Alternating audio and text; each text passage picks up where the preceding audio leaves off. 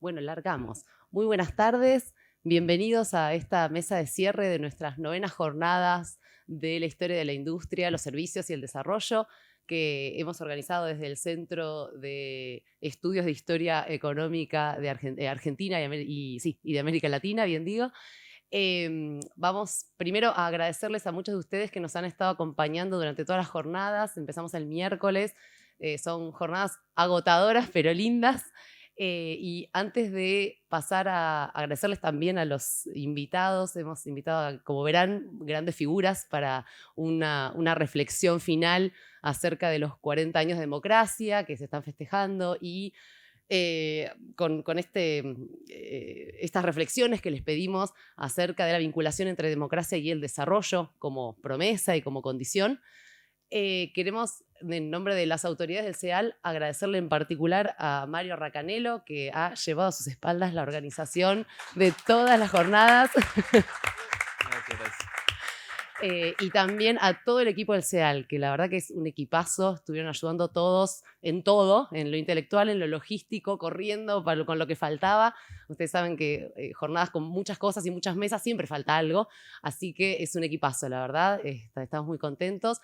Y me permito, en nombre del equipo del CEAL, agradecerle también a nuestro director, que ahora no lo veo dónde está, pero ahí está, a Marcelo Rugger, que es el director del CEAL y que nos empuja a hacer estas cosas, pero no nos empuja nada más en estas actividades, en un montón de otras.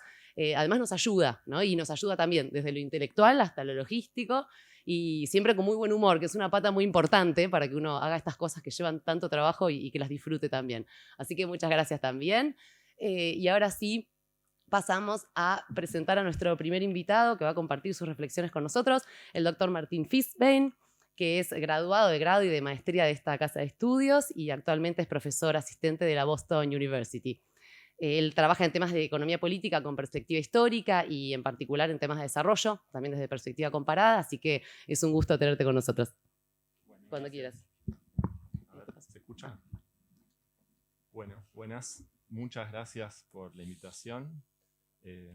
Recuerdo cuando vine a las primeras jornadas de la historia de la industria, los servicios y el desarrollo, hace ya bastante tiempo, así que es un gusto, un honor participar ahora que ya son una institución consolidada, madura, pero no por eso menos dinámica. 40 años de democracia en Argentina, por supuesto, algo para celebrar, y también una invitación a reflexionar bajo el título el desarrollo como promesa de la democracia y como condición de la democracia. Un título que me parece muy agudo en su invitación a la reflexión porque condensa dos cuestiones centrales del desarrollo humano, el desarrollo económico y la democracia como forma de representación y de sistema político, y las conecta en ambas direcciones. ¿Qué implica la democracia para el desarrollo? ¿Qué implica el desarrollo para la democracia? Sugiriendo, creo yo, algunas cuestiones sutiles, complejas y fundamentales. Entonces, vamos por partes. El desarrollo como promesa de la democracia. Esto denota que el desarrollo podría ser una consecuencia de la forma de representación democrática, que la democracia tendría la capacidad de influir positivamente sobre el desarrollo. Y esto es el tema, la dimensión en la que voy a centrar la mayor parte de mi presentación. Pero quisiera primero dar una visión sobre lo que implica que haya efectos yendo en ambas direcciones. Entonces, de un lado tenemos el desarrollo como promesa de la democracia, la idea de que el desarrollo económico podría ser un resultado, pero la palabra promesa es peculiar en la naturaleza de este supuesto efecto. Connota que se trata no solo de una posibilidad, sino de un anhelo y de un compromiso, algo que la democracia promete. Lo cual sugiere que si eso no se da, tenemos una promesa incumplida, que hay algo que se prometió y no se está dando, lo cual puede conducir a situaciones problemáticas, lo cual me lleva a la otra parte. siempre con la democracia y el desarrollo como puntas de una posible relación causal. El título también sugiere que el desarrollo económico podría ser condición para la democracia. Y en este sentido hay una referencia tal vez obligada, que es la teoría de la modernización democrática, una idea, una tesis clásica que sostiene que la democracia resultaría una parte del proceso de desarrollo económico, social, político, que atraviesa ciertas etapas y de forma mecánica, en esta visión etápica, se llegaría a la democracia como resultado. Esta visión mecanicista, simplificada, reduccionista, ha sido muy influyente, pero también recibido muchas críticas por muy buenos motivos, y creo que el consenso en teoría política y social, en ciencias sociales, es que no hay ninguna necesidad, que a diferencia de lo que sugiere esta tesis, en la cual la democracia sería resultado mecánico, es decir, que el desarrollo económico sería condición necesaria y suficiente para que las sociedades lleguen a sistemas democráticos, en realidad no es ni condición necesaria ni suficiente. Entonces, esta visión me parece que está obsoleta, pero hay otros sentidos en los cuales el desarrollo económico podría ser condición necesaria de la democracia, o tal vez de la continuidad del funcionamiento democrático. Y acá hay otra referencia clásica de la ciencia política, que es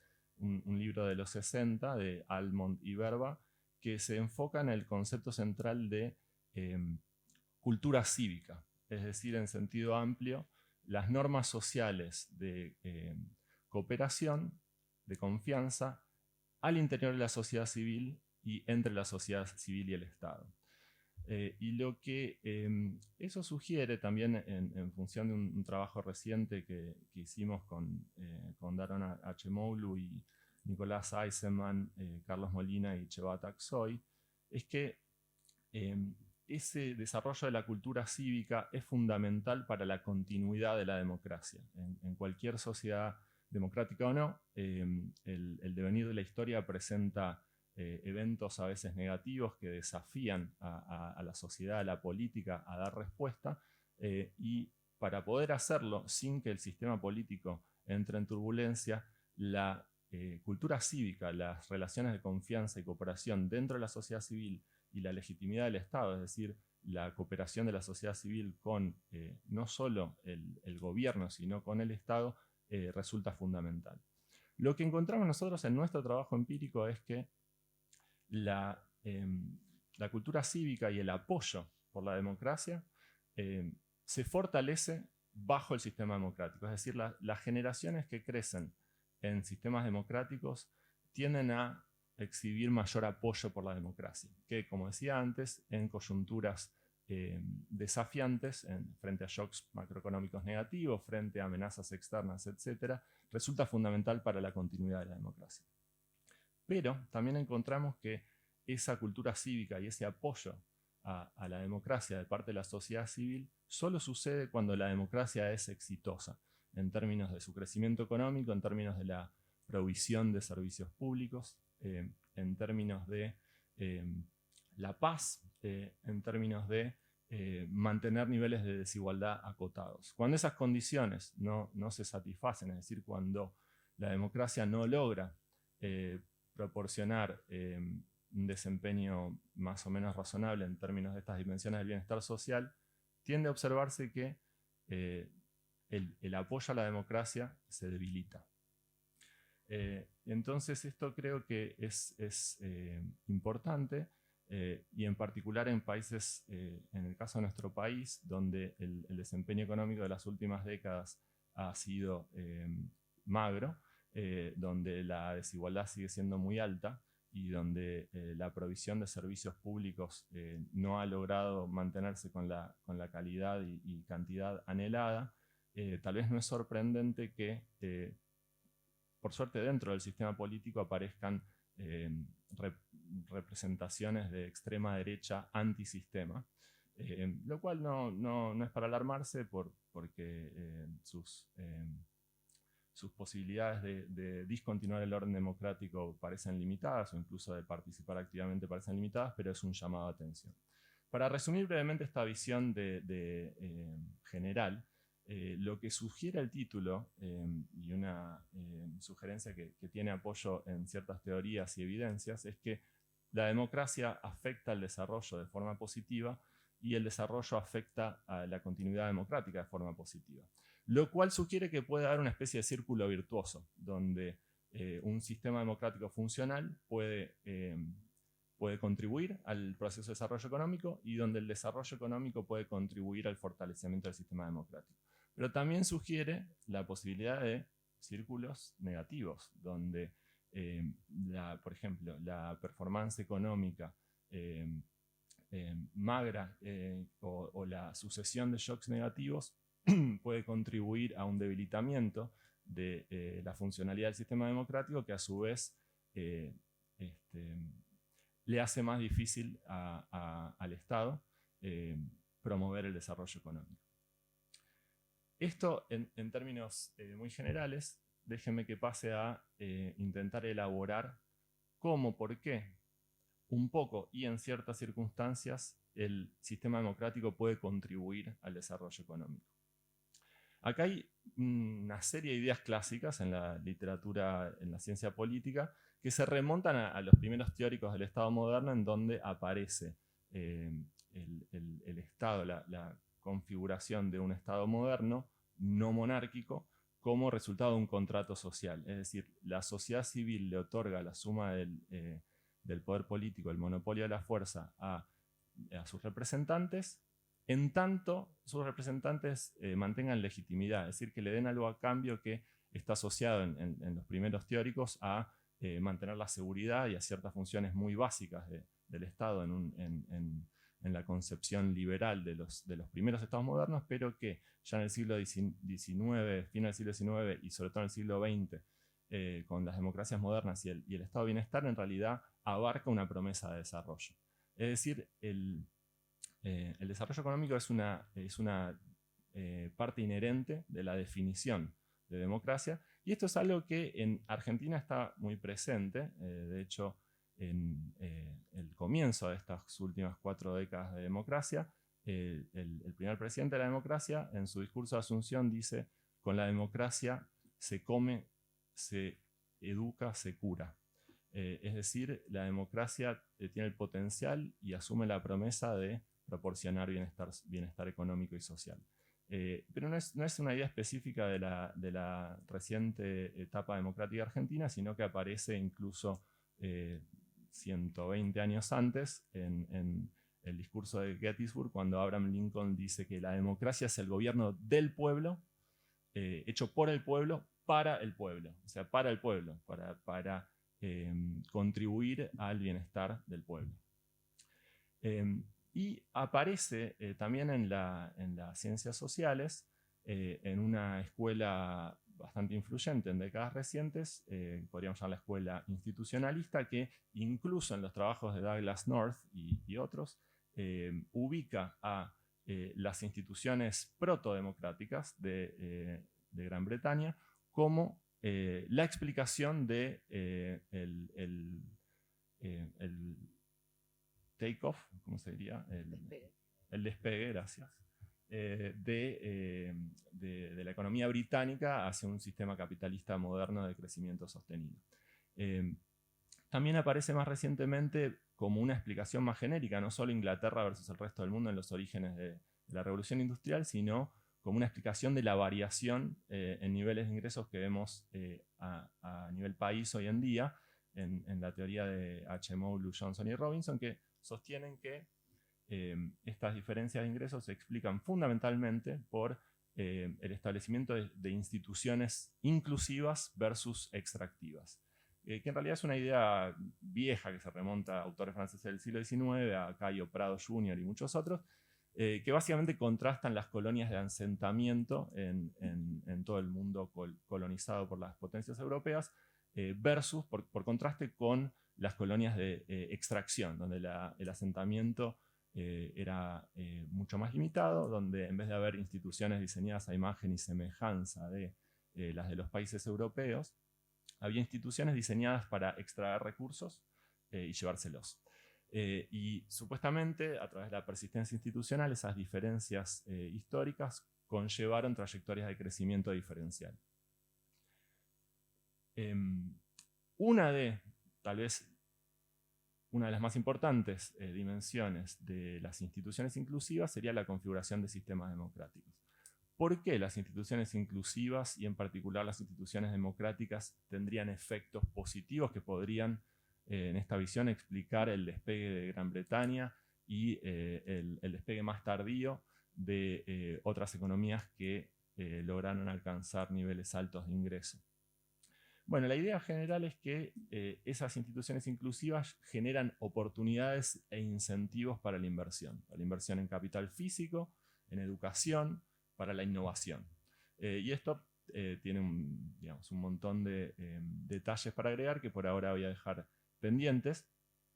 Ahora, lo que podemos preguntarnos en este momento es, bueno, esto es una teoría. ¿Hay alguna evidencia que sostenga que esta visión institucionalista, donde las instituciones inclusivas, por llamarlas así, y la democracia en particular, son conducentes para el desarrollo económico?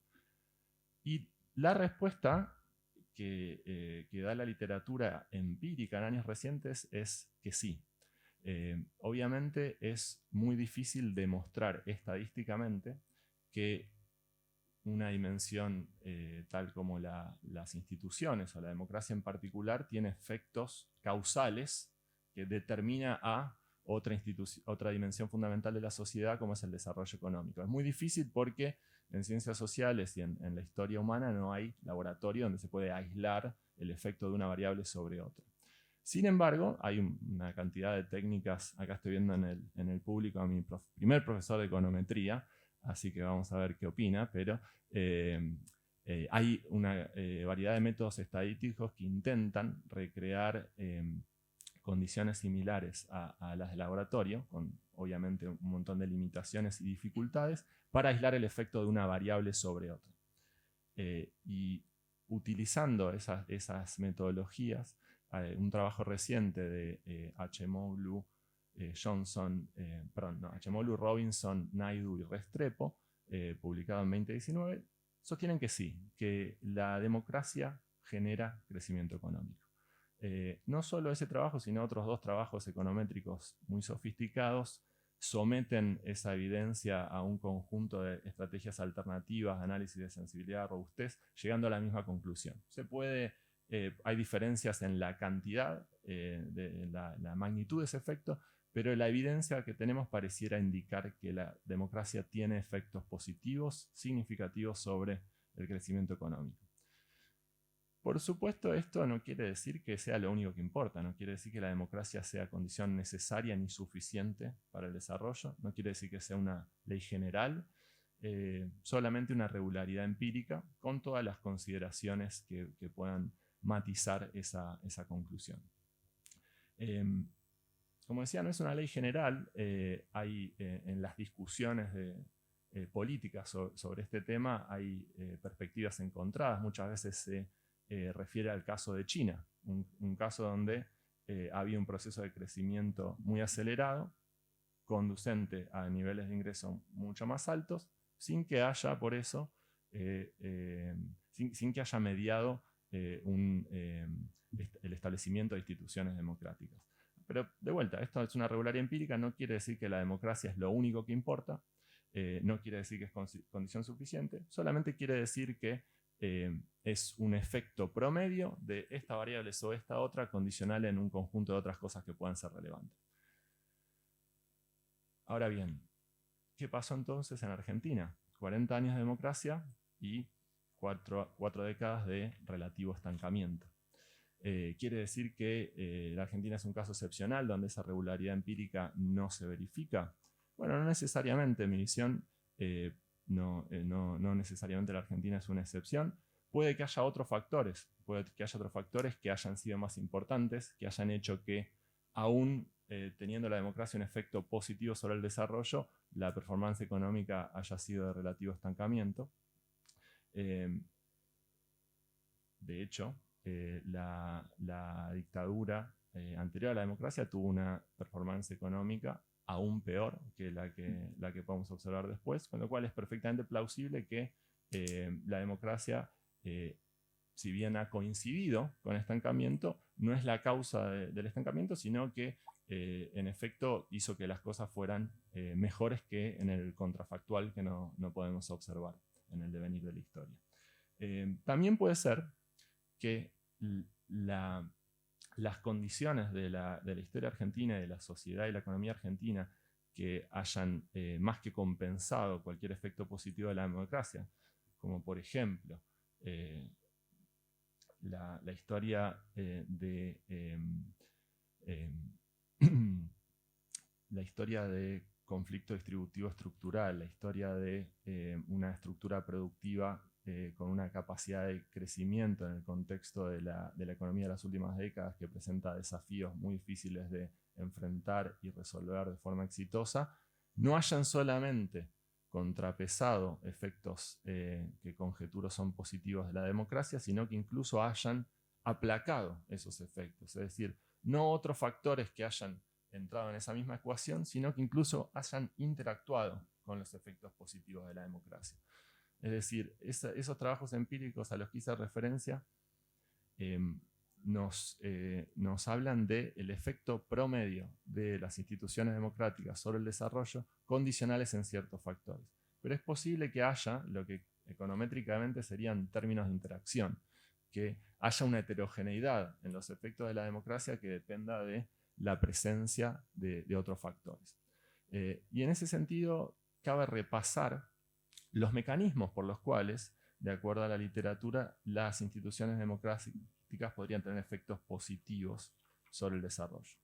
¿Cuáles son esos mecanismos? Bueno, en primer lugar está esta idea clásica de las oportunidades y los incentivos, que aparece precisado en trabajos posteriores, por ejemplo, de North con Wallis y Weingast, que sostienen que la clave de la democracia no necesariamente son las elecciones libres y justas por sí mismos, sino su coincidencia con las libertades civiles y lo que ellos llaman open access, o sea, sociedades de libre acceso a las oportunidades y a los incentivos, lo cual permite que se desarrollen esas inversiones en capital físico y humano, esas innovaciones, porque las personas, las firmas, los gobiernos, los partidos políticos, tienen un horizonte de planeamiento en el que pueden contar que esas inversiones, esos esfuerzos, esos riesgos van a rendir frutos que van a beneficiarlos a ellos mismos primero y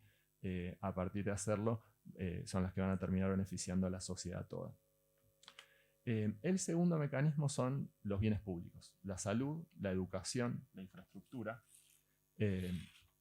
que tienden a ser provistos con mayor calidad y cantidad en sociedades democráticas.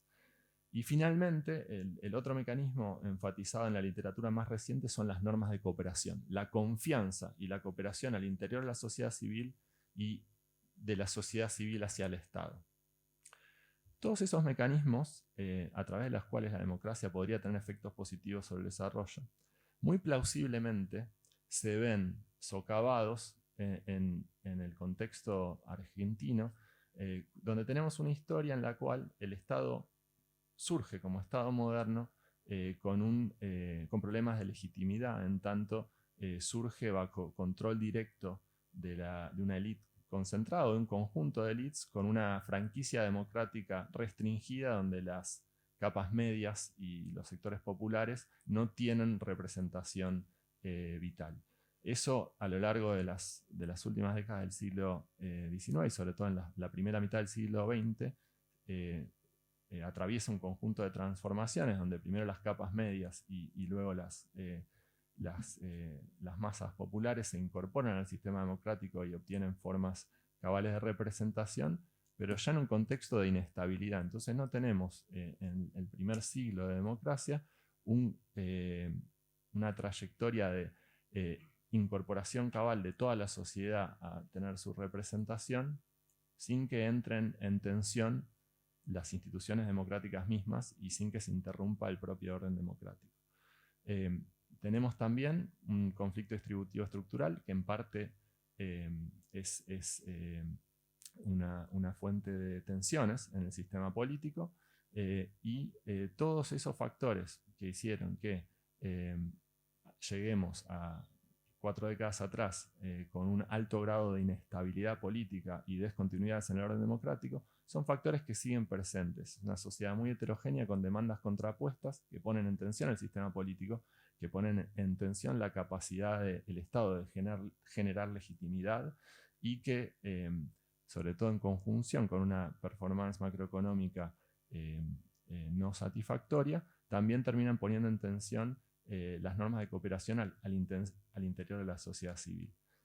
Creo yo que esto aplaca la capacidad de cada uno de estos mecanismos de operar con toda su potencia.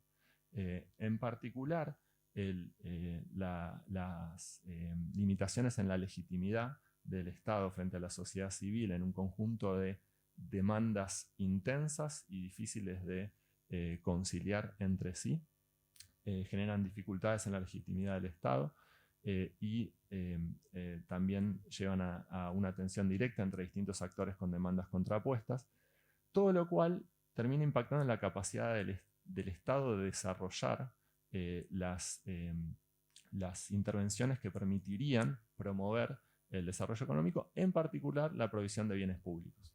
La magnitud de la intervención del Estado en la economía en términos comparativos internacionales es alto, pero una proporción grande, si uno mira el uso del presupuesto en la Argentina, una proporción grande del Estado, del gasto público, tiene que ver con la redistribución y la atención de necesidades del orden de la contención social.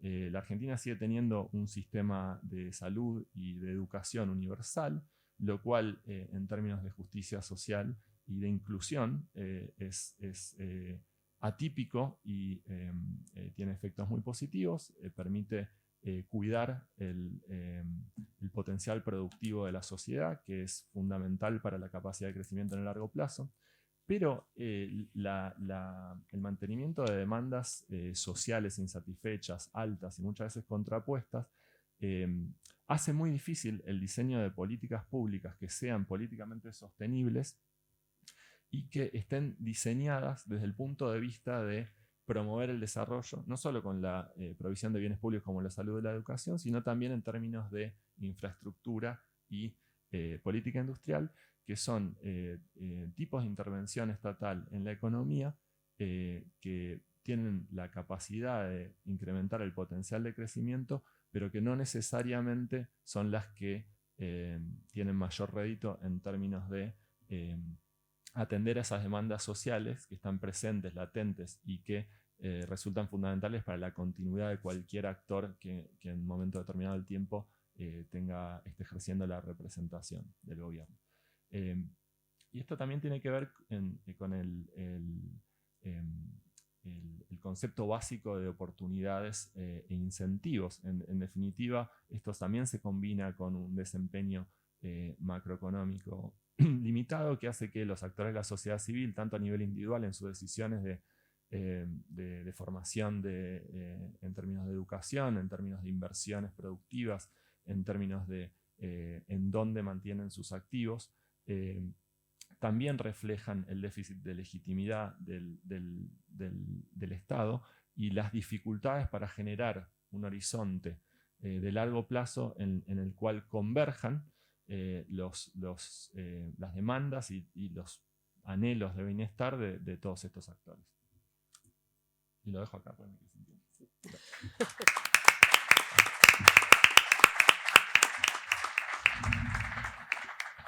Muchas gracias, doctor Fisben. El rol de cortar es muy antipático, lo sé, pero bueno, tenemos que cumplirlo. Me sale bien, qué simpático. Muchas gracias por esta reflexión.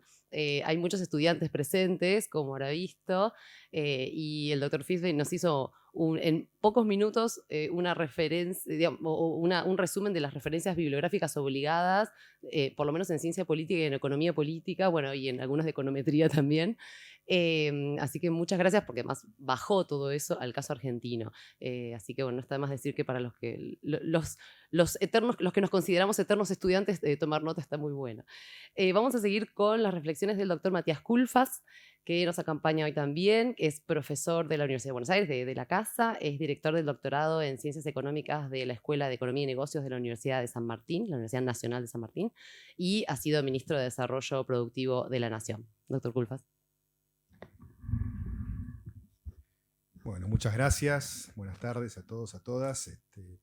Agradecimiento por la invitación y un reconocimiento, por supuesto, a Marcelo Ruggier, a Mario, Luciana, bueno, a todo el equipo por estas nuevas jornadas de historia de la industria que bueno, ya se han instalado. Son una institución dentro de esta Facultad de Ciencias Económicas de la UBA. Así que bueno, gracias por el esfuerzo que es muy importante para la comunidad académica.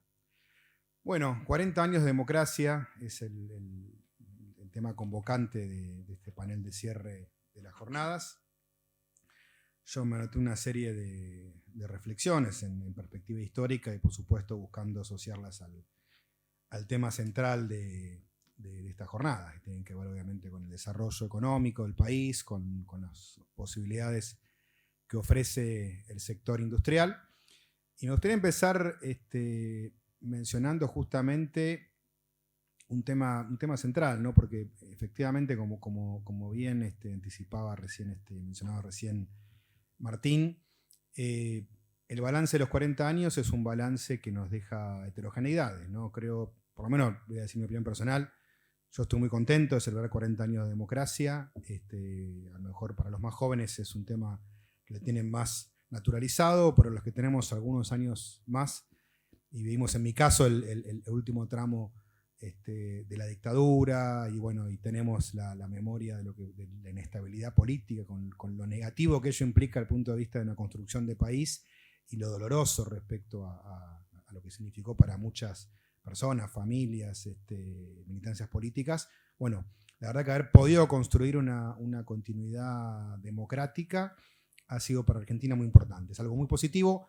Creo que se lo menciona poco cuando hablamos, es probablemente uno de los pocos consensos que tiene Argentina. Cuando hablamos de construir consenso a largo plazo, la verdad que no son muchos, este es uno de los pocos. La verdad que Argentina ha sostenido su sistema democrático por 40 años, ha tenido crisis en estos 40 años, crisis de índole política, por ejemplo, levantamientos militares a fines de la década del 80, ha tenido crisis económicas graves, por ejemplo, la hiper del 89 y la crisis financiera del 2001, ambas, insisto, graves, profundas, con problemas serios de funcionamiento económico y fractura social, y nunca se dejó de votar, nunca se dejó de respetar los parámetros generales del funcionamiento democrático, y el que ganó las elecciones ejerció el poder y el que perdió aceptó el resultado. Digo, son cosas que a lo mejor parecen básicas, pero bueno, insisto, ¿no? Con la inestabilidad que vivió Argentina entre 1930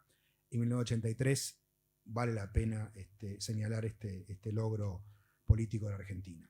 Dicho esto, y como bien señalaba la cita de Martín, ¿no? El padre de esta restauración democrática, el expresidente Alfonsín, decía, ¿no? Establecía una suerte de vinculación o hasta determinación, ¿no? Es decir, entre mejora del sistema político a través de la democracia y el desarrollo económico y social, bueno, ahí vemos que la situación es más compleja. Entonces ahí es donde me gustaría adentrarme a ver qué es lo que pasó, cómo pasamos de una economía argentina que venía de décadas de crecimiento, no sin limitaciones, dificultades y contradicciones, un proceso de industrialización que había surgido, emergido en la década del 30, que empieza a profundizarse en los 40 y los 50, que se llega a una década del 60 que a los ojos de hoy genera cierta nostalgia, no podría decir. Una sociedad bastante igualitaria, con reducidos índices de pobreza, con todas las dificultades del caso, ¿no? Cuando uno analiza estos indicadores de pobreza, desigualdad, bueno, empiezan los problemas metodológicos, ¿no? Si es comparable con el mismo indicador de hoy, lo que ocurrió hace 50, 60, 70 años, acepto, o por lo menos hago esa aclaración. Pero efectivamente Argentina estaba creciendo en los 60. El sector industrial era el eje articulador de la vida económica y social. Había bajo desempleo, bajos niveles de pobreza. Argentina se destacaba en el ámbito regional por sus reducidos índices de desigualdad. Y además, algo que por ahí se menciona poco, parecía haber encontrado alguna receta para salir de los ciclos de stop and go. Recordemos que uno de los problemas que emergen en la década a fines de los 40, comienzo de los 50, era, bueno, la industrialización empieza a chocar con límites objetivos por el sector externo, por las dificultades para acceder a divisas para seguir industrializándose, por el acceso a la energía, etc. Entonces empieza a caer en ciclos cortos de crecimiento donde la propia dinámica del ciclo económico, y esto lo explican muy bien en un paper de fines de los 60, Brown y Joy, en un paper llamado Modelo de Estancamiento, y bueno, cómo esa propia dinámica va generando ciclos, insisto, ¿no? de stop and go, donde la propia dinámica del crecimiento va acumulando desequilibrios que van a desembocar en una crisis de balanza de pagos que va a frenar el crecimiento. Sin embargo, insisto, en esa década del 60 parecía haberse encontrado una receta de solución a esos problemas, ¿no? Y aquí hay muchos trabajos de los investigadores que han organizado estas jornadas que muestran incluso algunas políticas buscando de mejorar el perfil exportador industrial, diferentes estrategias que hacen que ya en la década del 70 Argentina empiece a ser un país industrial exportador, también, donde ya el 15% de las exportaciones provienen del sector manufacturero, por diferentes razones que no vienen al caso. Pero digo, ¿cómo pasamos de esa Argentina, que insisto, no era color de rosas, había un montón de dificultades, contradicciones, etcétera, a una Argentina también con un país que no encontraba internalizar esos desafíos en una vida democrática? Por el contrario, la principal fuerza política de la Argentina, el peronismo, estaba proscripto, y eso generaba naturalmente una gran cantidad de problemas políticos y sociales. Y de ahí llegamos a la última dictadura militar, que fue un verdadero parteaguas en la historia económica contemporánea de la Argentina, por varios motivos. Pero el punto que quiero señalar es que, por lo menos como hipótesis disparadora de este comentario, es que la restauración democrática tiene lugar en un contexto de cambio de ciclo. Cambio de ciclo local e internacional. Temas que se van a vincular y retroalimentar. El local tiene que ver con la última dictadura. La dictadura, como dije recién, es un parteaguas, implica una serie de políticas que, modifican sustancialmente el orden preestablecido. Hay una serie de trabajos de Adolfo Canitrot muy ilustrativos al respecto, donde justamente hace referencia a la necesidad de esa dictadura de atacar de lleno el foco de la conflictividad sociopolítica de la Argentina, en la cual el modelo industrial, con un crecimiento del sector del trabajo, establecía justamente buena parte de ese mecanismo de conflictividad al cual se quería reprimir. Y la tesis de Canitrot, que me pareció muy ilustrativa, era que finalizada la terrible represión política de la dictadura, fuera las leyes de mercado. El mercado, el que pudiera justamente disciplinar, actuar como agente disciplinador de esa conflictividad política y social. Por ese motivo, digamos, ahí viene el primer elemento de modificación, ¿no? Es el origen de las reformas pro mercado en su versión extrema, el neoliberalismo. O sea, esa mirada casi religiosa de que el mercado va a resolver por sí solo los problemas económicos y sociales de un país. El Estado tiene que retirarse hacia la mínima expresión. Y este va a ser uno de los temas nodales, centrales y resueltos de restauración democrática. Lo charlábamos recién con Martín antes de empezar la charla. La dificultad para encontrar el adecuado mix entre Estado y mercado para administrar el desarrollo económico. Lejos de los extremos. Un extremo es efectivamente el neoliberalismo, pensar el Estado se retira, no tiene nada que decir en una economía en desarrollo.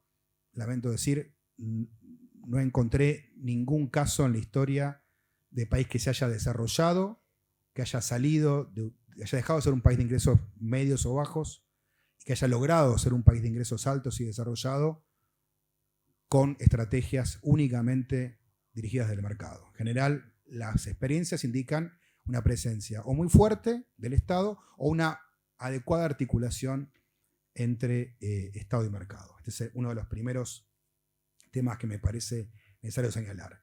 Y a esto se suma el famoso péndulo de Diamant, que justamente también se escribe hace 40 años, en el año 1983.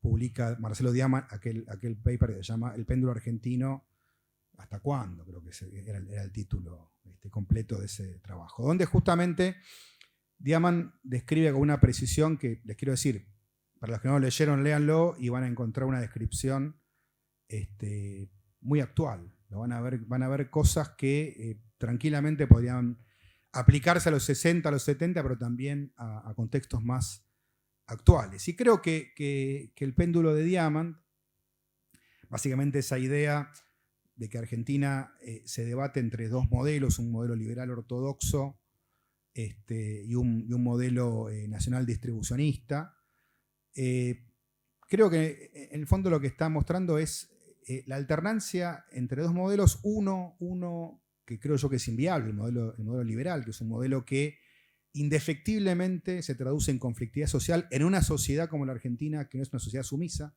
una sociedad que no acepta pasivamente reducciones en sus ingresos, pérdida de derechos, etc. Y por otro lado, las inconsistencias de los modelos nacional distribucionistas o los modelos desarrollistas que han sido encarnados básicamente por el peronismo y otras fuerzas políticas, que han tenido, creo yo, una gran capacidad para generar crecimiento, mejora social, pero que han chocado persistentemente con problemas por el lado del sector externo o desbalances fiscales y monetarios para poder sostener dichas políticas. Dichos logros, mejor dicho. En definitiva, creo que aquí está el corazón del problema vinculado al cambio de ciclo interno. Es decir, el fin de una era industrial que con todas las dificultades le permitía a la Argentina crecer, incluso sostenidamente, por lo menos en la década del 60 y hasta comienzos de los 70, esto se verifica. Con un crecimiento, para decirlo en términos generales, Argentina tiene una tasa de crecimiento de largo plazo del producto por habitante de en torno a 3,1% por año, que es una tasa que se mantuvo hasta mediados de los 70. Lo que tenemos a posteriori es una caída a la tercera parte de esta tasa de crecimiento, y esto explica en gran medida cómo se ensancha la brecha de desarrollo entre Argentina y los países más avanzados. Simplemente, y para hacer un ejercicio poco grato, si Argentina hubiese seguido creciendo esa tasa de crecimiento del 3%, 3,1% por año, desde los 70 en adelante, que insisto, era la tasa promedio previa, no estoy hablando de una tasa extraordinaria, si hubiese conservado esa tasa de crecimiento, Argentina tendría el PBI por habitante hoy de España o de Portugal, en ese orden estamos hablando. Pero también esto algo parecido le pasaría a México, ¿no? Es decir, es un problema también que tiene un carácter regional y que tiene que ver también con el cambio general de políticas en la región. Y el abrazo al neoliberalismo en muchos países o la alternancia entre el neoliberalismo y las dificultades del otro modelo para darle consistencia y a la mirada a largo plazo. Pero entonces entro ahora en el segundo aspecto que tiene que ver con las condiciones internacionales. Yo dije que hay un cambio de ciclo interno y un cambio de ciclo internacional. ¿Qué ocurre a nivel internacional? Ocurre la aparición, la emergencia de la nueva gran fábrica global, que es la fábrica china, la fábrica asiática, perdón. Y esto justamente tiene lugar en este periodo, ¿no? En el periodo de la última dictadura y la restauración democrática. Es decir, América Latina era una región industrial emergente y la verdad que en algunos casos con logros significativos. Hay muchos trabajos que hablan de Brasil como muy próximo a un milagro al estilo asiático. La crisis de la deuda evita el milagro brasileño. Con México podemos decir cosas similares. Y lo que nos encontramos en este periodo justamente es primero el ascenso de las experiencias del este asiático, sobre todo Corea del Sur, Taiwán y en menor medida Singapur, Hong Kong como ciudades-estado, que desde lugares extremadamente pobres y periféricos inician un proceso de crecimiento industrial que no se detuvo hasta el día de hoy y que los convirtió de países pobres o de ingresos medio bajos en países ricos y países desarrollados. Y a esto, bueno, obviamente el cambio de escenario en China y también el inicio de la gran locomotora china. Entonces lo que nos encontramos es un rebalanceo global y la gran aparición de esta fábrica industrial asiática que obviamente le hace perder relevancia a América Latina. Es decir, esto también obviamente influye. En general hay gente que busca determinaciones desde lo internacional a lo local, otros que trabajan más folclóricamente en lo local. Yo creo que obviamente hay que buscar la articulación entre ambos fenómenos, ¿no? Es decir, yo no creo que el cambio internacional signifique o significara en su momento una condena para la Argentina, es decir, no, Argentina ya no se puede industrializar, probablemente no tenía el mismo esquema, el mismo modelo que el previo, pero tenía todavía mucho para dar y creo que de hecho Brasil continuó hasta los 90 y no tuvo el proceso que vio Argentina en los 70. México continuó con un proceso de crecimiento interesante hasta los 80. Bueno, ya en 1980, 82, 83 con la crisis de la deuda hay un cambio general en la región. Lo que viene para repasar en este sentido justamente es la dificultad para enhebrar ese nuevo modelo de desarrollo, para encontrar ese mix adecuado. En la década de los 90 prevalece en Argentina una... ¿Estoy bien con el tiempo? Bien. Prevalece una fe ciega hacia el mercado, hacia las reformas de mercado. Argentina sale de la crisis hiperinflacionaria, vuelve a crecer, reestructura su industria, es una reestructuración con desindustrialización. Algunos sectores logran emerger como ganadores. Algunos se reestructuran, caso de industria automotriz, con un modelo que persiste hasta el día de hoy, un modelo que tiene aspectos positivos como una industria más integrada, que produce vehículos más cercanos a la frontera tecnológica internacional, pero con un menor contenido local y con necesidades justamente de tener políticas de largo plazo, que es lo que más ha faltado justamente en este periodo de políticas pendulares. Tenemos luego la denominada década kirchnerista, también con sus aspectos positivos y sus limitaciones. Creo que es una época de fuerte recuperación del sector industrial y esto fue una muy buena noticia, un sector que volvió a ser dinámico, que creó empleo, que creó empresas, pero ese crecimiento se detuvo en 2011 y desde entonces estamos penando, ¿no? Nuevamente con ciclos cortos, breves de crecimiento alternados por recesiones. Argentina desde los 70 es uno de los países que más veces ha entrado en recesión en el mundo. Se ha destacado lamentablemente por esa triste estadística y creo le ha faltado fundamentalmente una visión industrial mínimamente de consenso. Lo vemos en los debates actuales. Lamentablemente hay sectores que piensan que la industria no es importante, que hay un montón de sectores en Argentina que sobran, o que no son competitivos y que no tienen razón de existencia. Peor aún en un contexto mundial como el actual, donde se vuelve a valorizar la relevancia, la centralidad del sector industrial. Los países desarrollados están implementando nuevas familias de políticas industriales, que no son, obviamente, las políticas industriales de los 60 o 70 del siglo pasado, recogen buena parte de las nuevas tecnologías, del sector 4.0, la digitalización, la robotización, pero también plantean nuevos objetivos estratégicos. Y si ustedes revisan la nueva Inflation Reduction Act, el nuevo, planteado como un programa antiinflacionario, es un programa de política industrial que habla justamente de recuperar en Estados Unidos una gran cantidad de industrias que el país perdió justamente a manos de la gran fábrica global asiática, y hay un programa vinculado a chips, a semiconductores. Programas que estoy hablando de muchos recursos públicos, de subsidios, esa palabra que a veces pretende ser impugnada, transferencias al sector privado para promover, fomentar inversiones en los nuevos sectores productivos. Algo parecido ocurre en Europa, ni hablar, no hablemos de Asia, ¿no? En Asia hace décadas que hay políticas muy activas en la materia. Y aquí en la región estamos todavía discutiendo estas cuestiones, ¿no?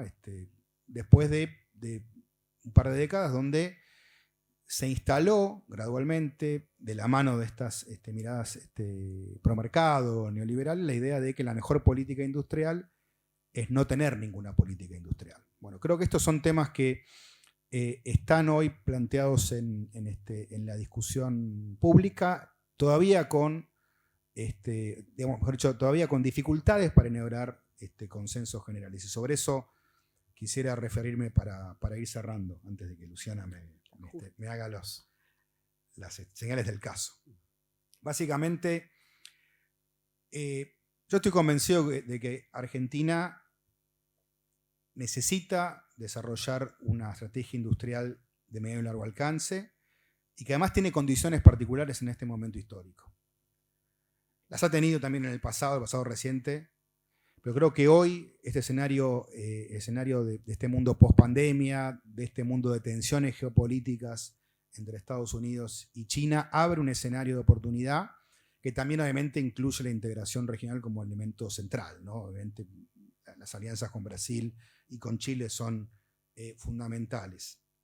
Yo creo que pensar hoy al sector industrial como un eje articulador central del desarrollo económico, ¿no? De generación de bienestar, que es un tema que muchas veces termina opacado. La industria tiene una gran capacidad para generar empleos de calidad, de mejores ingresos que el promedio de la economía, de desarrollar también industrias en diferentes regiones del país, una industria mejor distribuida territorialmente y de mayores cantidades de encadenamientos tecnológicos.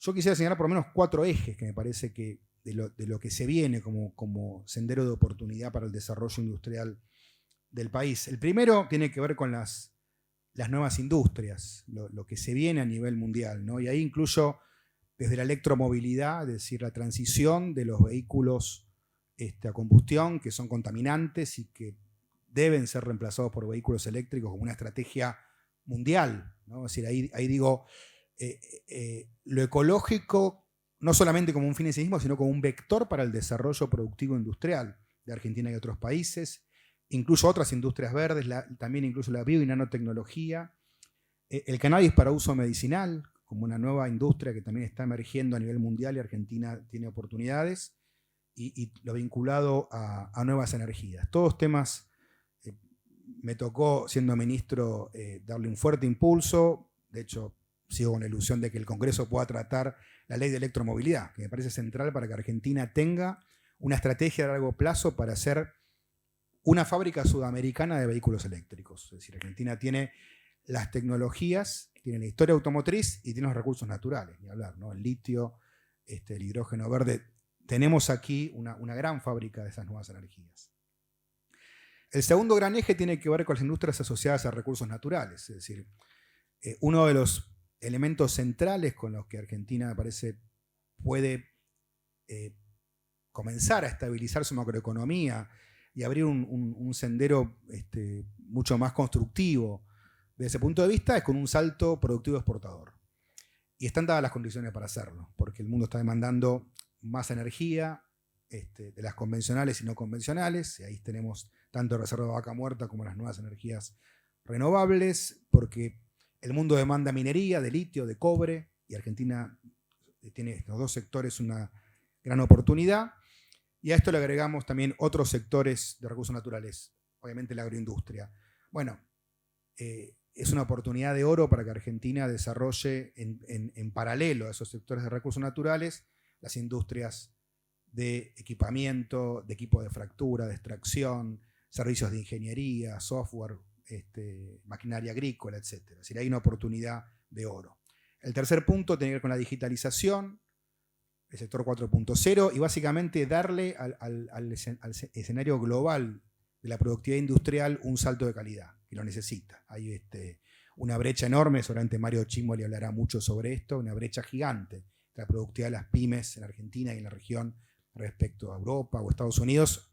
Creo que la digitalización en este tipo de herramientas son una llave para avanzar en esa dirección. Y el cuarto último punto, entre otros, es modernizar sectores tradicionales. Creo que Argentina tiene la posibilidad, insisto, en esto de salir de la polarización, de los extremos, de encontrar un adecuado mix entre Estado y mercado, generar políticas de largo alcance para desarrollar sectores tradicionales. Nos cansamos de escuchar cotidianamente que en Argentina, que la ropa, que es cara, que la calidad. Entonces sectores dicen, no, que Argentina no produzca nada de ropa, importémosla toda, o esos sectores que plantean eso después te dejan una crisis de la deuda que te obliga a administrar divisas, con lo cual la economía se cierra y entonces la protección, muchas veces excesiva, termina generando mercados que no funcionan con las eficiencias que se necesitan. Esto se resuelve con políticas de largo alcance. Argentina tiene buena materia prima con el algodón que se produce en el norte, tiene buenas fábricas de insumos textiles, de tecnología de punta avanzada, que necesita desarrollar mejor la cadena de la confección y la comercialización. Bueno, me parece que son temas que con buena política de largo alcance pueden servir para tener una industria competitiva, con buenos precios y calidad. No para toda la ropa, pero sí para una parte importante de lo que se pueda producir en el país. Y en definitiva, para cerrar y nuevamente agradeciendo la invitación, simplemente mencionar que esta invitación a discutir 40 años de democracia me lleva primero a reconocer este logro, a valorizarlo, y también a decir que naturalmente, como expresaba Martín en cierto sentido, es necesario acompañar ese desarrollo democrático con desarrollo económico y social. Y en ese sentido, está claro que con el desarrollo industrial no alcanza, ahora sin el desarrollo industrial es imposible. Muchas gracias.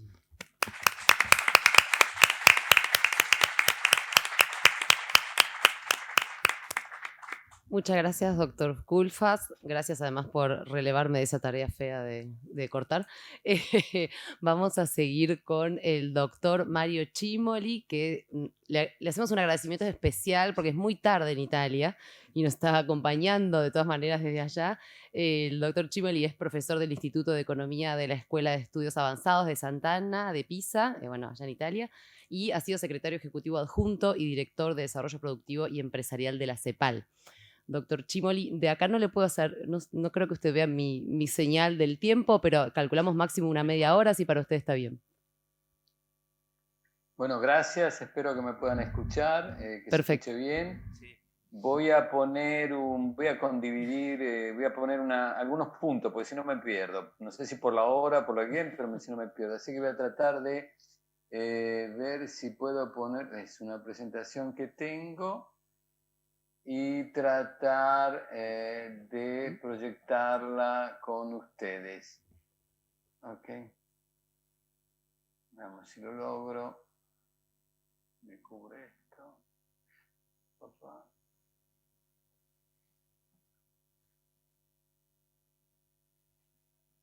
Yo no puedo ver acá. ¿Se logra ver o no? Acá se ve, tal vez podría ponerle si quiere modo presentación, solamente para que se vea más grande, pero igual se ve, si no. Sí.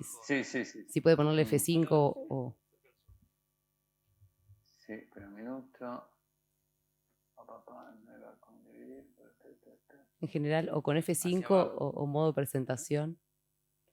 Sí, un minuto. Ok. No. F5, ¿no es? Sí, le dije. Ahí está. Ok. ¿La ven? Sí, se ve. Sí. Bueno, gracias. Es un gusto estar. Es difícil agregar mucho a lo que dijo Martín y a ti. Mi idea es poner algunos puntos de debate en 2 o 3 temas que me parecen importantes. Es obvio que festejar los 40 años de la democracia es un punto, es importante, y digamos que es un punto también muy fuerte de la parte del progresismo, del punto de vista progresista en Argentina, y quizás eso se puede decir con mayor intensidad y mayor fuerza, el tema de la democracia. Y por otra parte, tratar de entender que la visión que se tiene del modelo de desarrollo, incluso los sectores progresistas en democracia, le falta el hincapié o la fuerza de poner sobre el tema del desarrollo industrial como una condición necesaria. Y muchas veces, como sucede en Argentina, en los últimos años, en mi opinión, aparte con algunas experiencias o paréntesis, como fue la de Matías y otros casos, el tema del desarrollo industrial, sea en Argentina que en América Latina, fue un tema dejado en segundo lado, en segundo nivel.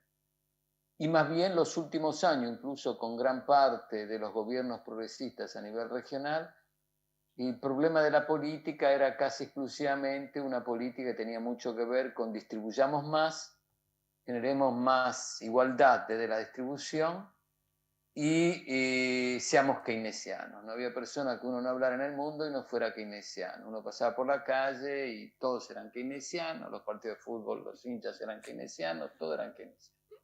Yo me pregunto, la pregunta es cómo se vivió la democracia este último periodo con estas dos condiciones y sin haber puesto la pata que había que ponerle al tema del desarrollo industrial. Y a eso voy.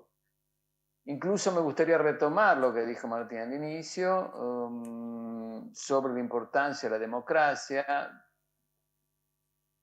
Sí, es verdad, pero es verdad también, como él lo hizo notar, que gran parte de las economías que hicieron catching up, desde Corea, China, incluso muchas veces las economías que hicieron catching up en Europa, después de la revolución industrial, en la preguerra, antes de la Segunda Guerra Mundial, entre la primera y la segunda, fueron economías que no tenían modelos, digamos, fuertemente democráticos, débilmente democráticos. Eran, como recientemente catching up lo hicieron casi todas las economías, con gobiernos autocráticos. Muchas. No quiero decir que es todo así, pero que ese debate se pone. Por lo tanto, el tema del desarrollo industrial es la pata complementar para dar un salto de calidad y no festejar los 40 años solo festejándolo hacia el pasado. Creo que es un festejo importante, pero bien se decía, si no se da un salto de calidad, por ejemplo, en una política de Estado sobre la necesidad de desarrollar la industria, seguramente los modelos no van a poder tener un acceso y mantener lo que se quiere mantener en largo plazo, y el tema de las clases medias lo demuestran claramente. Así que yo voy a poner los temas que me interesan. ¿Y por qué esto es importante hacia el futuro? Y esto es el punto que más me cuesta. Se dijo precedentemente, es porque el contexto histórico que viene va a ser un contexto histórico extremadamente puesto sobre la reindustrialización, la transformación productiva y las nuevas políticas industriales. Eso es una gran parte de los economistas en el norte, en Estados Unidos, que vuelven a publicar, incluso algunos que eran contrarísimos al tema de la política industrial, sobre la necesidad de hacer política industrial. Incluso se permite hacer algún hincapié sobre por qué América Latina tiene que hacer política industrial. Durante muchos años fue un debate muy fuerte contra todos los que ponían la palabra política industrial y la ponían como una mala palabra o algo que no tenía que ser. Así que el tema se pone y va a ser un tema muy fuerte. Entonces, ¿cómo uno hace para hacer el salto de la calidad?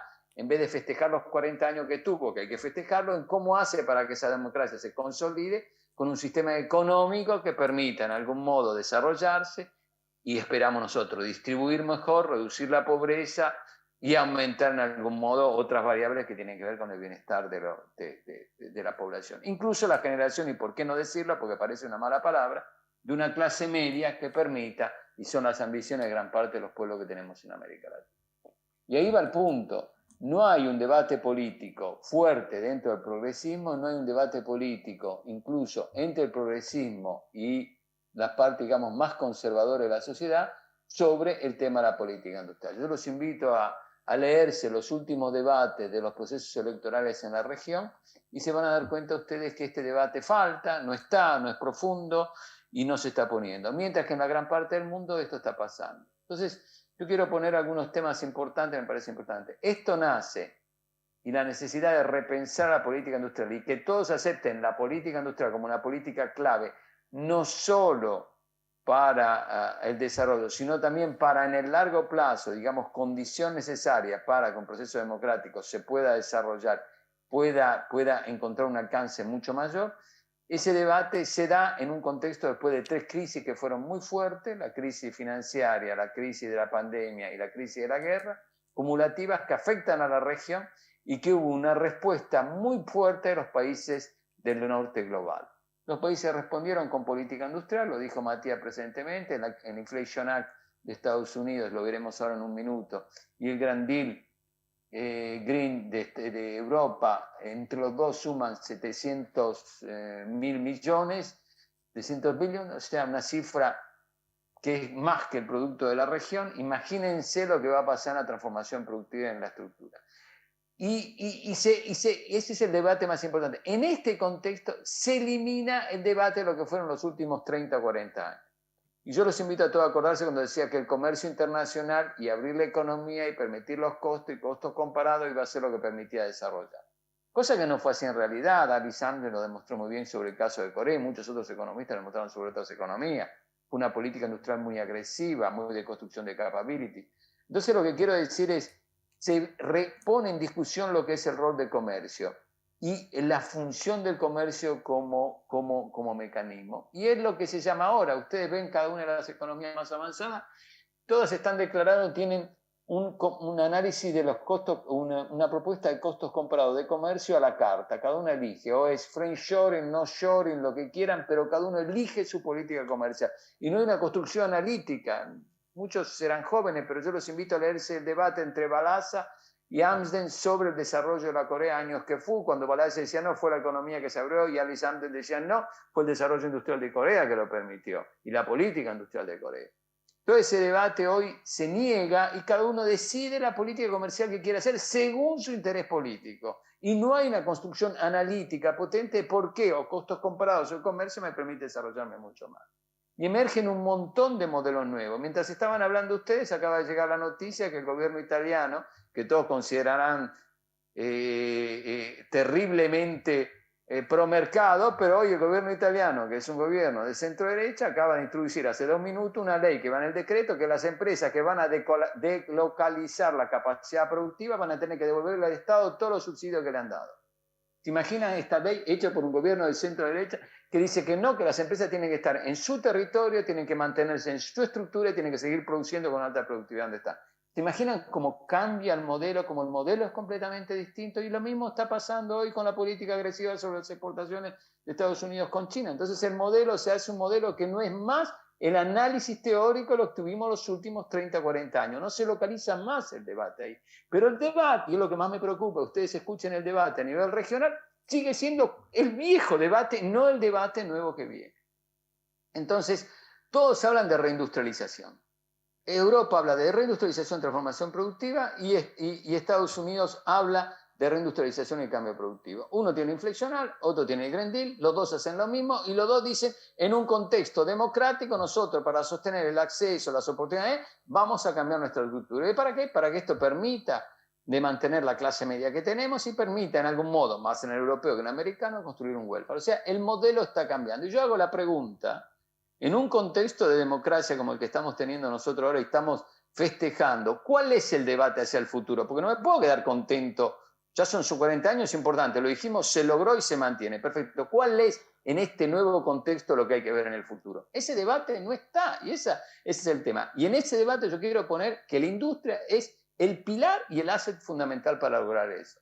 El norte global se está reindustrializando, está hablando de reindustrialización. No es que Hausmann, Rodri, todo eso que vuelven a hablar de política donde ustedes dicen hay que ponerla, hay que hacerla, tal. Se dieron cuenta porque pasó. Se dieron cuenta, como los hicieron lo grande, todos dicen, ahora hay que hacerlo también. Y todos dijeron que sí. Cuando los demás lo hacían igual, pero no lo decían, nadie decía que había que hacerlo. Entonces, se dan cuenta que el mundo cambió y el debate sobre cómo sostener la democracia en el largo plazo, el rol de la política industrial, se hace cada vez más central. Y América Latina entra en esta condición, Argentina también, y quizás con esta variable mucho más compleja, más difícil, en un contexto de stop and go, y lo dijo presentemente también Matías, en una situación compleja de estructura que queda radicalizada y queda construida en un cierto momento. Ahora, imagínense en el mundo que viene, los demás van a cambiar la estructura, se van a ir al green, se van a ir al digital, se van a ir a nuevos sectores y nosotros seguimos debatiendo dónde estamos y festejando lo que hicimos. En ese contexto, en ese mundo, lo que se va a ver es un proceso de fortalecización de la deindustrialización latinoamericana, y también, obviamente, muchos de los países van a tener mucha más tensión y van a tener los demás un grande cambio estructural que nosotros no vamos a poder seguir. Eso va a implicar, y es mi opinión, claramente que la restricción externa todavía va a ser mucho más fuerte de la que tuvimos hasta ahora. ¿Por qué? Porque los demás van a generar nuevos productos, nueva demanda, y cuando nos imaginemos que nuestras sociedades alcancen un nivel medio de desarrollo y tengan ingresos, van a querer los productos que se van a desarrollar en el norte, sean con lo que ustedes quieran, en lo virtual, en lo que no sea virtual, van a ser la demanda de esos productos. Entonces la tesis es, el problema de la balanza, de la condición estructural de la región, si el mundo se hace así, y si vamos a seguir viviendo en este mundo, y no nos vamos a cerrar completamente, y nos vamos a hacer economías autárquicas, que eso no lo quiere, y la demanda de nuestra población lo muestran claramente, el tema de la balanza estructural de la restricción externa va a seguir el tema operando todavía mucho más fuerte. Y el debate no está. Entonces, si ese es el debate que hay a nivel global, y la región se encuentra en una situación de inestabilidad, que yo llamo una situación de histéresis, porque la situación de histéresis negativa, en el sentido que no nos movemos de una baja productividad, de una poca diversificación y una incapacidad de trasladar eso al crecimiento. Ahora yo me pregunto, una economía con baja productividad, baja inversión, poca diversificación y poca generación de trabajo de alta calidad, ¿puede ser una economía que da acceso a la generación de clase media, al welfare y a un modelo que permita la participación social de todos los ciudadanos a las decisiones o no? Yo pienso que hay una condición estructural y que la demostraron todas las economías que llegaron a construir un welfare y un estado de desarrollo, o la europea, la americana un poco distinta, que lo construyó y que se observa como positiva en punto de vista, a tener por años un proceso de acumulación, crecimiento, inversión y productividad y diversificación muy elevado. La pregunta que me hago, ¿en estos 40 años logramos hacer eso establemente, sí o no? Y la pregunta que me hago, América Latina en estos años, porque todos están en situaciones complejas, no voy a hacer la lista de cada uno de los países, ¿lograron mantener una acumulación de largo plazo con inversión y diversificación? ¿Sí o no? Y si eso no se logra, en los próximos 20 años, ¿vamos a tener inestabilidad en el modelo político y social? ¿Sí o no? Esa es una pregunta que nos tenemos que hacer y ese es el debate que hay que presentar hacia el futuro. Y eso es el tema que me preocupa del debate del progresismo. Porque en este contexto la pregunta que hago, ¿alcanza con ser súper keynesiano como Superman? Porque todos son keynesianos, todos quieren expandir la demanda y todos quieren distribuir. Ahora, ¿puedo expandir la demanda y distribuir sin tener un salto de productividad, una diversificación productiva, una generación de empleo y un salto constante de productividad y acumulación de capital? Mi respuesta es no. ¿Y por qué no? Es el tema que si uno se siente que es progresista no tiene constraints, no tiene trade-off, o sea, no tiene límite. Puede hacer lo que quiera indefinidamente porque está en lo correcto. No, no funciona así. Incluso las economías estructuralistas, los estructuralistas, la gente que conoce este tipo, digamos, este debate sobre lo evolutivo y lo estructuralista y lo keynesiano, sabe muy bien que una política keynesiana que puede activar y activa la economía y es necesaria sin un cambio estructural, eso no va a funcionar en el largo plazo. Y que entre las dos políticas es un tema de time consistency, porque lo keynesiano lo puede hacer más fácil y más rápido, no más fácil, pero más rápido, y lo estructural va a necesitar un tiempo mucho más largo, porque es la acumulación de capability de sectores, este tipo de cosas. Si esos dos pedazos del mundo no se ponen juntos en un razonamiento, en algún modo progresista, para entender lo que es la democracia, el modelo no va a dar. Porque no es que vivimos en aquel modelo que basta que expanda y distribuya, todo se va a dar posible. Entonces, a mí me parece que hay un tema importante para debatirlo desde el punto de vista del progresismo en los años que en repensar la democracia. Yo quiero mostrar algunas variables, no voy a mostrar. Esta me parece un tema de cómo si no se concibe ese tipo de análisis y el rigor de ese análisis que dije presentemente, no se va a dar. Yo le quiero mostrar esto que me parece un tema de la construcción del análisis de las políticas económicas. A mí me llama la atención de cómo hace pocos años uno tenía que producir just in time y hoy tiene que producir just in case. A mí me parecía como las cadenas de valor tenían que ser largas y eso tienen que ser súper cortas. A mí me parecía como uno decía, el nearshoring hace el friendshoring porque es amigo mío políticamente, porque políticamente. O sea, todo ese modelo cambió, todo ese debate cambió, los países pudieron ser mucho más resilientes en su política y generan políticas industriales muy fuertes que van a ser muy potentes. En ese mundo, lo político y la construcción de lo democrático, lo político y lo industrial se hace un proceso único amalgamado en sí mismo.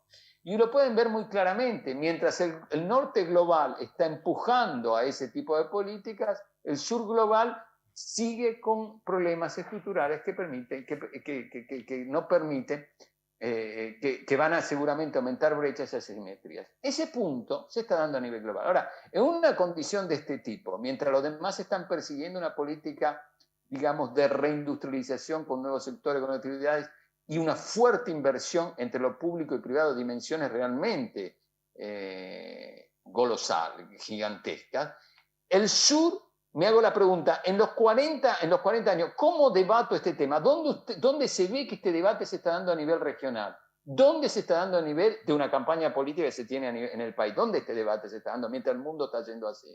¿Voy a poder estar en ese mundo y tener un acceso a lo que es comercio, importar, exportar nuevos productos? Porque todo no lo voy a poder producir, una economía autárquica no lo voy a poder tener. Entonces, el tema de la reindustrialización global se da como un tema importante. ¿Cómo la afronta América Latina? Con bajo crecimiento. ¿Y cómo lo va a enfrentar los próximos años? Con bajo crecimiento. Y en esto lo que más me preocupa es que la deindustrialización sigue dándose como una condición estructural a nivel regional. Los países grandes como Brasil lo dicen claramente, casi todos los economistas en Brasil. Se está dando, en Argentina no se despega del proceso de industrialización que se había tenido y no crece y no se expande. Entonces la región se encuentra en una condición realmente muy complicada. ¿Qué es? Yo quiero solo mostrar una figura, disculpen que los tengo, les puedo dar después la presentación si la quieren, pero lo que me interesa en esto a mí es ponerle un punto fundamental.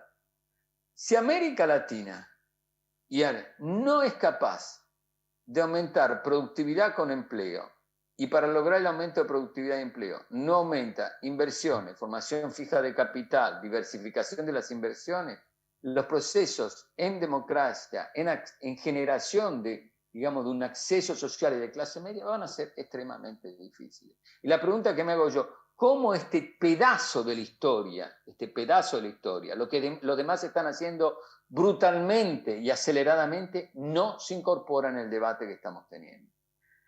Y ahí la región la ven ustedes cómo está, no aumenta la productividad.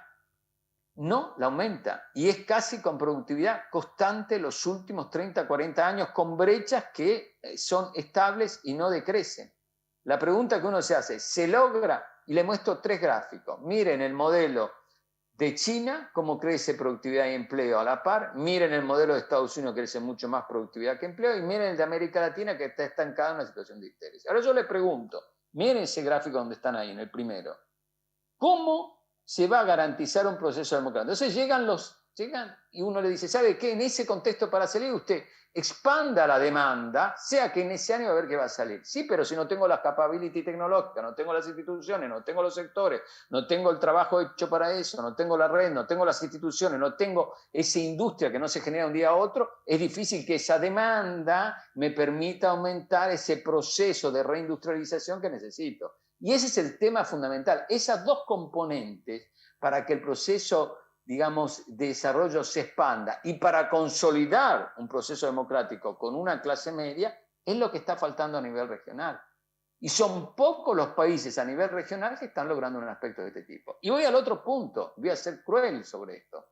¿Puedo mantener un proceso de apertura democrático con una formación bruta de capital como la que tiene la región de un 19-18%? Corea, que hizo el Kachinek, sigue manteniendo un 30% de formación bruta de capital. Europa, que tiene un nivel de ingreso más alto, que es 3 veces el de América Latina, una formación bruta de capital que es 5 o 6 puntos del PIB más alta que la de América Latina. Y América Latina sigue una formación bruta de capital de este tipo y con una productividad a la baja. Ahora yo le pregunto, entro en estos 40 años con esta condición, ¿okay? Que es una condición muy similar en gran parte de los países de la región. ¿Cómo hago para garantizar, por más que redistribuya, cómo hago para garantizar un proceso democrático de acceso? Es difícil hacer eso y el debate sobre eso no está, mientras que los demás países se están preocupando por eso. Y cierro con esto. Uno puede pensar, y se imagina, muchos de los que están escuchando, se imaginan o piensan que quieren tener una democracia donde todos tengan los mismos derechos, correcto, las mismas libertades, las mismas oportunidades, que no puede se distribuye, este tipo de cosas. Pero ese tipo de modelos se logra ¿en qué economías? En las economías que han logrado tener alta productividad y crecimiento de la productividad y difusión de la productividad en todos los sectores. Es un tema que no se pone, no se discute. No hay economía, la europea entre los años 40, no hablemos de la coreana, ni de la china, ni de la americana durante el proceso de la política industrial de Hamilton, y cómo crecieron en productividad. Y después de la Segunda Guerra Mundial, la economía europea. Pero la región sigue estando estancada con los demás que se van hacia adelante. Ahora me imagino cómo uno lee, y son preguntas que me hago, no tengo respuesta, cómo uno lee un modelo social de este tipo. ¿Me alcanza a gastar socialmente, distribuir, tener mayor presión fiscal y con eso lo logro y soy keynesiano? ¿O esa pata me va a dar un resultado quizás mucho más complejo, mucho más inestable, si no logro construir la pata industrial a este tipo de procesos? Y eso es lo que garantiza la estabilidad en el mediano y largo plazo. No hay economía que no haya logrado eso. Los que llegaron, muchas veces no partieron, pero llegaron a construir un modelo democrático estable con una condición de este tipo. Y ¿saben lo que me parece que es? Es que mientras el debate en América Latina se da entre ortodoxia y una parte de un keynesianismo mucho más redistributivo, mucho más, digamos, progresista, sin la parte industrial de cogeneración de capabilities, los demás países avanzados ya se están moviendo directamente sobre el modelo más evolutivo, que es, para lograr lo que estoy haciendo necesito, para reindustrializar la economía, transformarla hacia lo verde, hacia lo bien, todo ese tipo de economía que van a lograr necesitan procesos de acumulación de capabilities, de tecnología. Consecuencia, la política sectorial, se necesita una política para cada sector, para cada actividad, para cada empresa.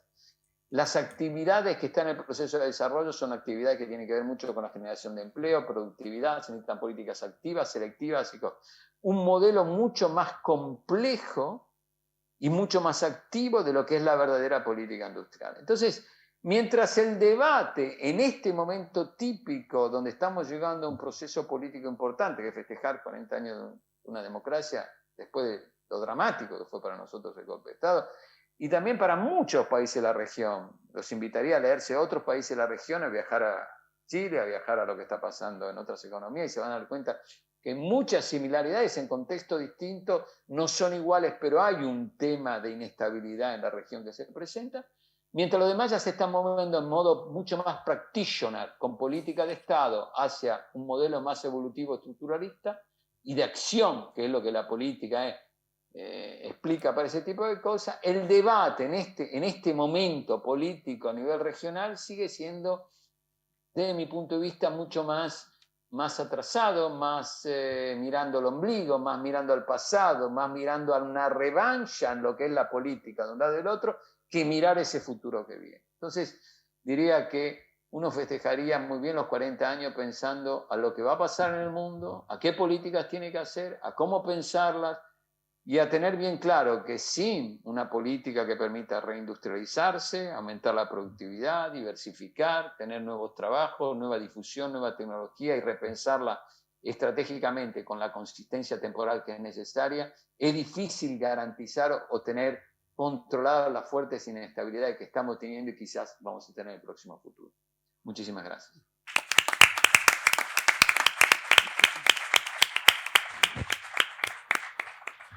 Muchas gracias, doctor Cimoli.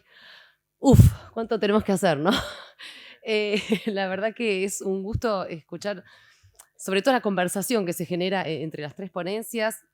Bueno, como dijimos antes, un poco partiendo de este repaso desde el enfoque institucionalista, tal vez por la historia entre el desarrollo y la democracia. Después, con el doctor Culfas ayudándonos a hacer el repaso de las dificultades históricas que ha tenido el desarrollo en Argentina y la dificultad de encontrar ese equilibrio entre Estado y mercado, ese equilibrio adecuado para el desarrollo, pero también con la legitimidad necesaria para fortalecer la democracia, ¿no? Para que no abandonemos eso. Y agregándole el marco internacional al que usted se refería también, que agrega más dificultades, ¿no? Y a eso el doctor Cimoli, digamos, agrega una advertencia, esta advertencia sobre la necesidad de que los contenidos de la política industrial a la que ya se refería el doctor Culfas tenga que debatirse a nivel político y social, que tenga que debatirse entre dentro del desarrollismo y entre desarrollismo y lo demás, vamos a decir, para hacerlo más sencillo, y que también por ejemplo, el ejemplo de esta última noticia de la política industrial italiana, o esta decisión italiana, nos hace retomar la pregunta acerca de izquierda-derecha, ¿no? Cómo se van transformando esas etiquetas, que bueno, en América Latina en general nunca se mantuvieron, pero me parece una reflexión muy importante, ya digo, para lo que es economía política. Y ni hablar de, bueno, estas condiciones necesarias a las que se refiere para sostener el bienestar, la distribución y sostenerlo establemente, ¿no? Bueno, la productividad principalmente, y que no es solo un problema argentino, sino de América Latina. Así que les agradecemos mucho, y para cerrar vamos a darle la palabra a Mario Racanello, que bueno, lo mencionamos antes. Él es miembro del CEAL y es director del área de estudios sobre la industria argentina y latinoamericana. Perdón. Mario. Muchas gracias, Luciana. Buenas tardes a todos y todas. Primero, bueno, desde lo personal, la alegría de estar compartiendo este panel de excelencia. Bueno, ahora sí, en cuanto al cierre de estas jornadas, como bueno, director de AECIAL y coordinador del Centro de Estudios de Historia Económica Argentina y Latinoamericana, CEAL, quisiera agradecer a todos los que han contribuido con la concreción de esta 9ª edición de la Jornada de Historia de la Industria, los Servicios y el Desarrollo, realizadas en nuestra querida Facultad de Ciencias Económicas de la Universidad de Buenos Aires. En el marco de una extensa lista de agradecimientos, primero quisiera comenzar por agradecer a la Secretaría de Ciencia y Técnica de la Universidad de Buenos Aires por el apoyo de haber llevado adelante su impulso, de haber llevado a cabo esta reunión científica. Sin su colaboración no hubiera sido imposible.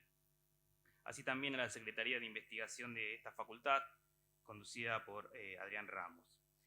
Asimismo, al Departamento de Humanidades, dirigido por Jorge Gilbert, y por supuesto, sin duda, al señor decano Ricardo Palen Acuña. Y también, vale mencionar que en el camino me he cruzado con Mauro Sartori, su secretario académico, que nos permitió que hoy estemos pudiendo filmar este evento. Asimismo, al Instituto Interdisciplinario de Economía Política, IEP-UBA-CONICET, del cual CEAL es centro asociado, en especial a su director, Andrés López, que ha sido partícipe de la mesa inaugural, a la cual nos hemos dedicado a estudiar el postfordismo. Así también a Pablo Mira, que ha coordinado una mesa sobre nuestra indómita macroeconomía argentina, y al personal de apoyo de lujo que tenemos en el instituto, a Vanessa Sangoy por sus hermosos diseños, a Sandra Carvalval, Juan Salazar, Ariana Lai, Eve Dato y Lucas Gali. Así también a la Secretaría de Decanato, a la gente de eventos, los técnicos de audiovisuales, los muchachos de Bedelía, que nos hemos molestado muchísimo estos días, y por supuesto las chicas que aquí están con sus cámaras, ¿no? Y bueno, qué decir de nuestros compañeros y compañeras de CEAL, ¿no? 24 tenaces investigadores, sobre todo a los miembros del comité ejecutivo que han aguantado mi avalancha de mensajes de WhatsApp en cualquier momento del día o de la semana, a Juan Odicio, Tomás Narra, Camilo Mazón, Omar Bascur, Leandro Souter, Alan Consentino y demás amigos que han coordinado las diferentes mesas temáticas. Y por supuesto al director del CEAL, doctor Marcelo Ruggier, por su confianza en asignarme este desafío de organizar este mega evento, y a la vicedirectora, doctora Luciana Gil, por su santa paciencia. Estas jornadas, que ya llevan 16 años de existencia, creadas allá por 2007, mismo año en que concebimos la revista H Industria, o sea, antes de la creación misma de AECIAL y del centro del CEAL. Bueno, el objetivo de nuestras jornadas siempre ha sido intersectar a los diferentes investigadores, ¿sí?, de América Latina sobre todo, que desarrollan sus trabajos en el apasionante área de la historia industrial y del sector servicios, y que este año decidimos incorporar a su denominación, como nos pasó también con la revista, la palabra desarrollo, ¿sí? Pues el desarrollo, como lo ha comprobado esta mesa, es el horizonte de nuestras preocupaciones y esperanzas. En esta edición de las jornadas hemos llevado adelante 10 mesas temáticas donde se presentó casi un centenar de trabajos, las 97 investigaciones que han sido expuestas por académicos no solo de los diferentes nodos del sistema científico nacional, sino también de diversos países de la región. Y aquí tenemos Uruguay, Brasil, Colombia, Venezuela, Bolivia, Chile, México, y hasta nos llegó una ponencia del sur global, ¿no?, de China, ¿sí?, una ponencia sobre inteligencia artificial. Hemos discutido, y de cara a la comunidad académica, diversas áreas de análisis, estudios sectoriales, desde la agroindustria hasta servicios especializados en conocimiento, políticas públicas, planificación, historia empresarial. Hemos debatido sobre pymes, sobre cooperativas, sobre grandes empresas de la burguesía nacional. Hemos tenido nuestro espacio de economía de género, que es muy importante desde hace varios años, que está en la mesa conducida por Ludmila Sheinman. Sociología de las organizaciones, con un análisis muy profuso sobre la Unión Industrial Argentina. Una mesa también de historia de los trabajadores y de los sindicatos, de energía, donde hemos ido desde la época de Mosconi hasta Vaca Muerta y energías renovables. También un espacio para el desarrollo regional, donde han funcionado 2 mesas. Una en particular ha tenido el objetivo, y va a ser un futuro libro, de estudiar las diferentes industrias de las 24 provincias. Hemos abarcado las 24 provincias en solo un día. Hoy no sé cómo lo han hecho. Y también una mesa dedicada al pensamiento económico, donde, bueno, se nos va el corazoncito ahí con nuestras raíces estructuralistas, ¿no? Asimismo, hemos concretado la presentación de 2 libros que se han publicado ya en este mismo año. Uno dedicado al trabajo de los primeros economistas profesionales allá por la década del 50 y 60, y también un libro que hemos trabajado los diferentes investigadores del CEAL, que ha recorrido a toda la historia de la industria de la provincia de Buenos Aires, ¿no?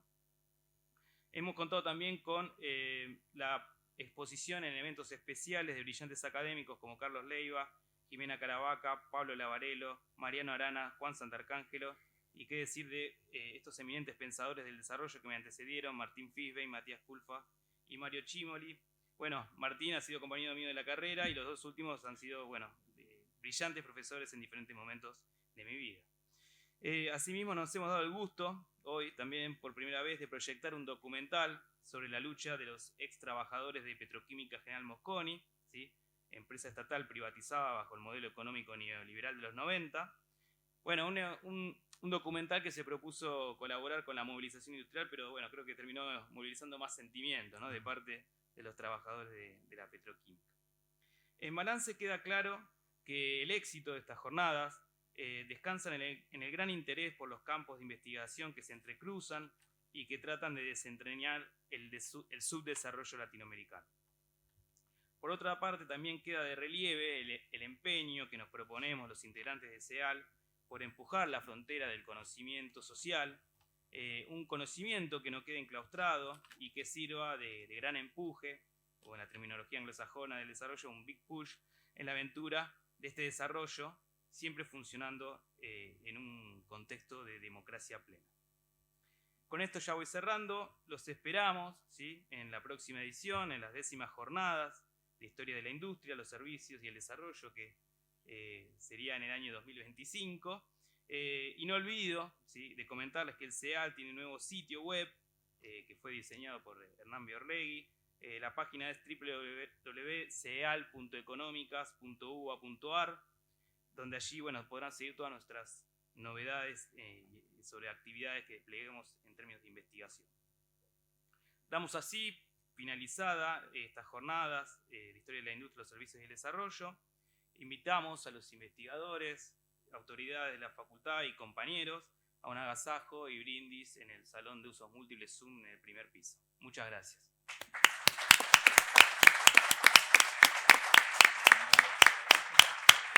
Gracias y buen brindis. Gracias, Mario. Gracias, doctor Cimoli. Muchas gracias por estar ahí. Ahora tengo miedo de desconectar todo, pero acá estuvieron, no es que está. Estamos todos. Y el público. Sí, no sé si no la puede. Después está el video, va a estar el video. Gracias.